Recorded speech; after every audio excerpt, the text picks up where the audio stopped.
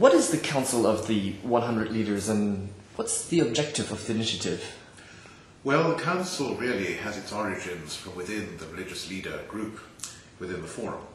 And I think it's very characteristic of the Forum that Professor Schwab thought some time ago, long before 9/11, that it was very important to engage this factor in the development of the world.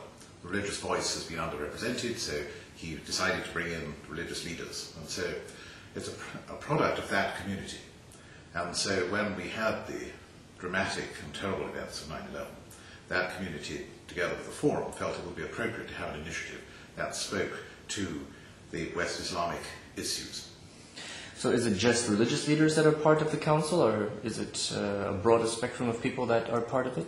That's a very important point, because one of its key features is that it is not just religious leaders. It's very decidedly a multi-stakeholder community. That is to say, it brings together, and has the strength of doing so, 5 different constituencies. It brings together media leaders, religious leaders, business leaders, particularly important in the context of the Forum, academics, and public figures.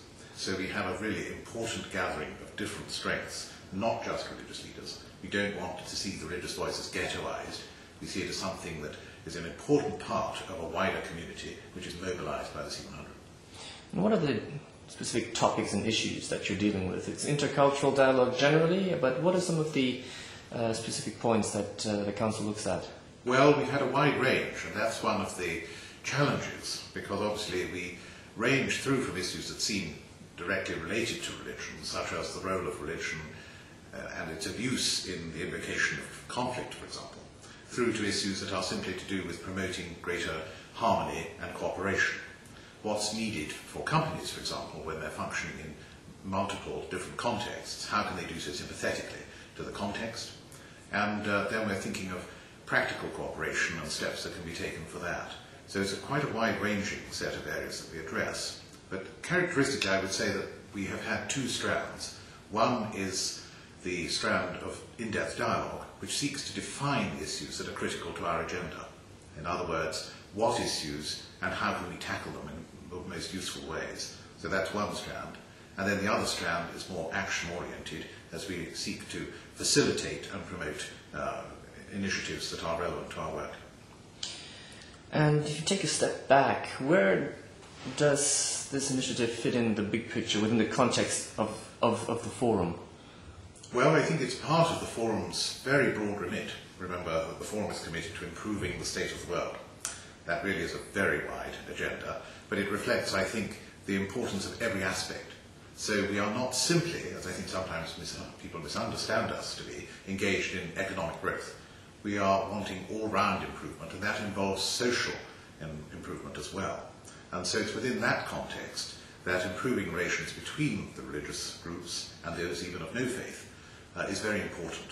And it's also within the context of reducing tensions between one part of the world and another, the Islamic part of the world and the West. Now, we're of course very aware that that's a complicated way of framing things. You can't just say that Muslims are only in the Islamic part of the world, and you can't just say that the West is, for example, Christian. It's obviously Jewish, it's secular, it's all kinds of things. But everyone knows what we're getting at when we describe ourselves as a West Islamic dialogue. And that's a rough outline of the issues that the breadth of issues that we address. And finally, what do you think makes the C100 initiative unique? Well, it's, I think, that convening power which the Forum brings. When you bear in mind that the Forum, particularly in the business arena, but also in the arena of public figures, brings together probably more than 3/4 of the world's largest companies, brings together a very large number of the world's leaders. That's a unique convening capacity. It also gives us a unique capacity to promote action. And so I think by virtue of being a multi-stakeholder group, we're unique. We're unique in the terms of our reach and in the capacity we have to bring notable people together who can facilitate change. And that's the bottom line for us. We don't want this simply to be a talk fest. We want it to make the world a better place.